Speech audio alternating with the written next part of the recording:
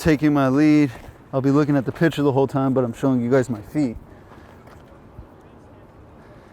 So here we got a rhythm, and I'm gone.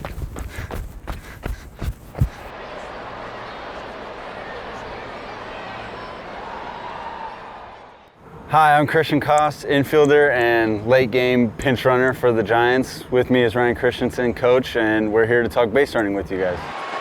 Here's Koss. Koss, base hit. And they're going to hold up Bailey, and with the throw, Koss goes to 2. That's a high IQ base running play. That's right, and a coach can't tell you to do that. You got to do that on your own.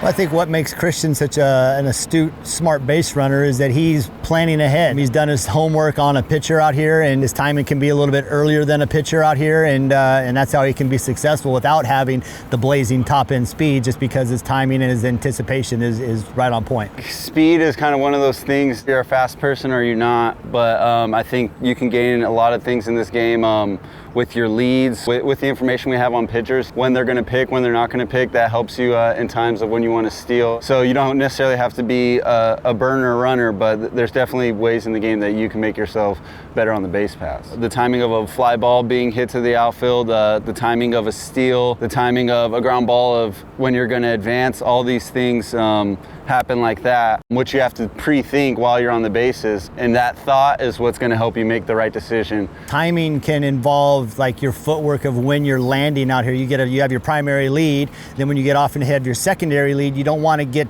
into the ground with both feet too early where you get stuck, where you want to be either slightly in the air with maybe both feet or 1 foot off the ground getting ready to land. So the timing of when the ball is in the plate, putting it together of how you're getting into your secondary lead becomes very important. And then as a player, I think it's practice and dugout reps. Out in BP, I try to as much as I can, see the ball off the bat, put situations in my mind of how many outs, where different outfielders are. And then same thing in the dugout while you're watching the game. Those are the most important reps. And I think especially seeing your teammates out there and the way they're doing it and the way you should be doing it. So constantly keeping yourself in the game and putting yourself in those reps helps you for when you do get out here. They're about to pitch. What are you preparing for? And then show us that movement of what you do. Yeah, first I'm going to pick up my signs from the third base coach to see what it is. Take a quick look at my outfielders to know where they are. I do the same exact lead every time.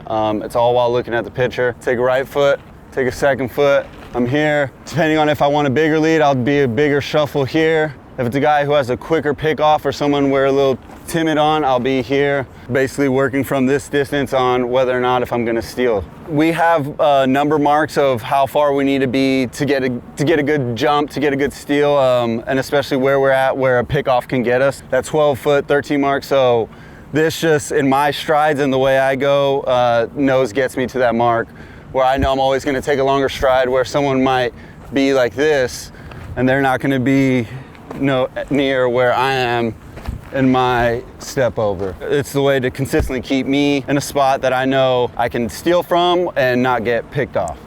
It becomes somewhat of a math equation. I mean, we've already watched a lot of video on the specific pitcher. We know how long it takes him to get the ball to home plate. We know how long it takes him to get a pickover throw. So it's pretty comfortable at 12 feet to get back on just about the best moves in the game. But if a guy has a bad move, you're going to see Christian out here to 13 feet and going on his first move, and he's going to be successful most of the time. Does the positioning of the foot matter at all? I go from the back corner of the bag because that's kind of where you want to go back to. The reason I step the way I do, because if I go right here and he picks off quick, I can get back. If he goes here, I can get back. If you're here this whole time, now you're inconsistent in with how you're measuring your distance. The biggest thing is that I'm in a spot that I know I'm gonna dive back to. I'm always engaged on the pitcher, and that at any point I can be back. Just some pitchers start with the ball in their hand, some people start with it in their glove. It's easier when they start in their glove because they can't pick until they come up towards themselves. From that point, we pretty much, it goes back to the homework we do on what does their pickoff look like. Are they a head turn guy? Are they gonna look over their shoulder? All the stuff that we go in knowing information on. So when I get over here, I've already seen it 1,000 times. Homework is key. There's nothing you can do on the big league field. There's so many cameras in the stadium. You can't do anything on the field without it being studied and diagnosed. I think the biggest thing is just embracing the risk of it. Once you feel that you're going to steal and knowing that it's going, is taking the scaredness away of going and actually just taking off for it. Me personally, as a base runner, I only slide feet first when I'm trying to break up a double play. I'm very confident sliding head first, so that's the way I approach going to second, third. Oh, not home. Home's a little, it's iffy on the play. So I know I'm gonna come in sliding head first. I'm gonna try to be to the back corner of the bag because that's where I'm in line. And then most of the time it's usually the swim move. I let this hand be the one that they think they're gonna tag and try to pull it back last second. If I get there and I see that there's no tag, I just go in two hands and wait for them to call me safe. I mean, you have to have some sort of fearlessness to slide in head first. I mean, it's a dive and you have to be exploding out, hopefully parallel to the ground where when you do hit it, you can actually slide. In my steal process, a couple steps in, I'm looking in to see if the ball's hit, if the catcher's making a play. When I see that he's making a play, I'm pretty much locked in on the infielder that's going to be there because he'll tell you where the throw is. If he's going up, the throw's high. If he's moving this way, the throw, so I'm pretty much going to do the opposite. So if I see him move this way, I'm going to try to slide there. Well, after that, it's pretty much just picking up the infielder. And if there's no movement by the time I'm ready to slide, I know I'm just sliding in and I'm safe. A lot of times in base running, we get here and people want to touch it and don't use it. So now I'm in that kind of line where I can touch it and catapult into kind of more of a straight line. So if I have to go to the next one, it's give myself a little angle and use the base to kind of give myself a tighter pinch. Mentally, what you're thinking during that play where you're getting your lead and then also getting ready to round. So you're talking about the play. It's in the 9th inning where it's a tie game. Got Jung-Hoo Lee up at the plate. Christian came in to pinch run. He's at second base. There was one out, I believe. So he's got a couple different things in his head. He knows that he's trying to score. He knows if there's a deep fly ball, if it's going to go over to the outfielder's head, he's going to try to maybe expand and be in a position to score if it does fall. We started with a great primary lead.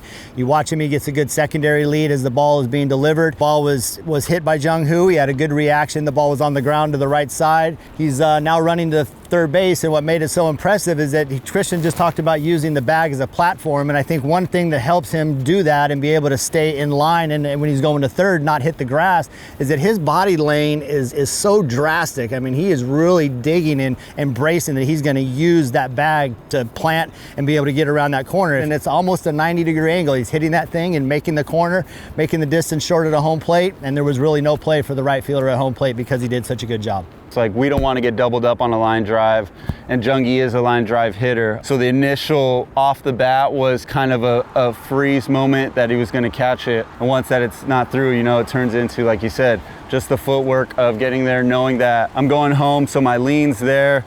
I'm hitting the base and just running free. Right when that game ends, you're on to the next series. So, I mean, I probably spent a good solid 5-6 hours in the room last night looking over the Orioles pitching staff, and you just have to pour through video. You have to watch clip after clip, trying to find any kind of minute difference that gives us a little tip of knowing what he's getting ready to do. But it's a daily process, after that game, we didn't see X and X reliever, and this is the new pitcher tomorrow. So these are all the things that we have on them. And we have the iPads in the dugout and stuff. So if we need a quick refresher, there's plenty of video in the dugout just to put it in front of them, jog their memory of what they saw before the game and make it happen. When the runner is at first base, Mark Hallberg is excellent at getting in their ear. Again, maybe just reminding him of the little tips that they might be looking for, giving him times on his watch of how long it's taking the pitcher to deliver the ball to the plate. As far as when runners get out here to second base, again, Christian can look at Mark Hallberg at first base. There's a couple of different coaches that we use in the dugout there as far as getting times. And at second base, the biggest tell I think for young runners to watch is pitchers that actually they check the runner at second base, but they have to turn their head to the catcher before they're comfortable picking up. So however long it takes a pitcher to do this, and we know that the lift comes after the head turn, we call those head turn guys. You can turn a guy that's a 1.5 to the plate into 1.8 seconds or even more, because we're going to be leaving now before the lift comes. What is your favorite base running play that you've done in your career? Being able to score the winning run on that walk-off was pretty memorable. Whether it was the base running that was good or not, I think just being part of that win and part of what this team is doing was special. As a base runner, anytime you could take advantage of when a defense is sleeping, there's some pride in being able to be a little more heads up and embarrass the other team on the bases. Just little things like that are really they can be momentum shifters and deflating for an opposing team when you can take advantage of them just not paying attention. You're at first.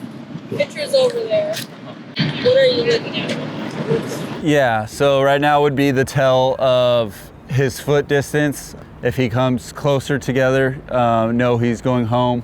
If he's a little wider, I'll be a little more cautious because he'll probably pick. Yeah, I'm here, I'm getting my lead while looking at him. I'm watching his feet come set. He got a little wider, so I'm cautious. And there's a pick. So I've got my sign, taking my lead. I'll be looking at the pitcher the whole time, but I'm showing you guys my feet. So here we got a rhythm, and I'm gone. So I'm picking up the pitcher. I'm looking at his feet. I see him get a little wider, so now I shorten up. I see a pick off. Get my sign. I'm looking at the pitcher. Got his feet there. He's getting a little closer, so I'm gonna get a little bigger and take off. Being able to just put all these little tiny things into practice and make it happen when they come about in the game is what makes a great base runner. Thanks for following along, guys. Hope you learned a few tips about base running, and time to get ready for the game.